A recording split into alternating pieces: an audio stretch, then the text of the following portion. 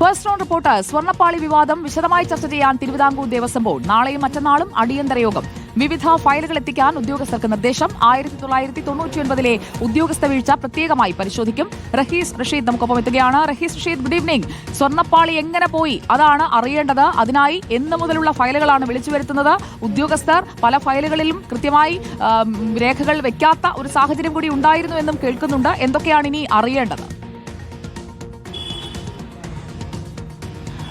സുജയ, സ്വർണ്ണപ്പാളി വിവാദം ഓരോ ദിവസവും മുന്നോട്ട് കൂടുതൽ കുരുക്കായി പോകുന്ന ഒരു പശ്ചാത്തലത്തിലാണ് തിരുവിതാംകൂർ ദേവസ്വം ബോർഡ് ഈ വിഷയം വിശദമായി ചർച്ച ചെയ്യാനുള്ള തീരുമാനമെടുത്തിരിക്കുന്നത്.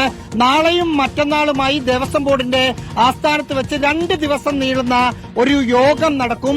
ഈ യോഗത്തിൽ പ്രത്യേക അജണ്ടയായി ആദ്യം തന്നെ ഈ സ്വർണ്ണപ്പാളി വിവാദം ചർച്ച ചെയ്യും എന്നാണ് നമ്മൾ മനസ്സിലാക്കുന്നത്.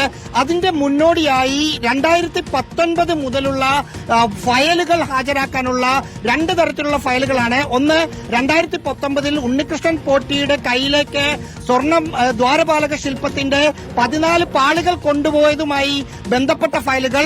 മറ്റൊന്ന്, 1999 വിജയമല്യ ശ്രീകോവിലടക്കം സ്വർണം പൂശി നൽകിയതിന്റെ പ്രോസസ് അടക്കമുള്ള ഫയലുകൾ.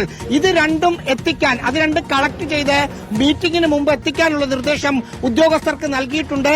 അതിലെന്തെങ്കിലും ഉണ്ടെങ്കിൽ ഇതുവരെയുള്ള അന്വേഷണത്തിൽ വിജയമല്യ സ്വർണം പൂശിക്കൊടുത്ത ഫയൽ പോലും ദേവസ്വം ബോർഡിന്റെ കയ്യിൽ ഇല്ല എന്നതാണ് ഇതുവരെയുള്ള അന്വേഷണത്തിൽ പ്രാഥമികമായി മനസ്സിലാക്കുന്നത്.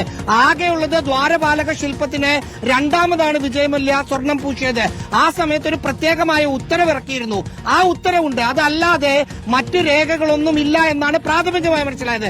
എങ്കിൽ പോലും യോഗം ചേരുന്നതിന് മുന്നോടിയായി അത്തരം എന്തെങ്കിലും ഫയലുകൾ ഉണ്ടെങ്കിൽ ആ ഫയലുകൾ ഹാജരാക്കാനുള്ള നിർദ്ദേശം ഇപ്പോഴുള്ള ഉദ്യോഗസ്ഥർക്ക് നൽകിയിട്ടുണ്ട്.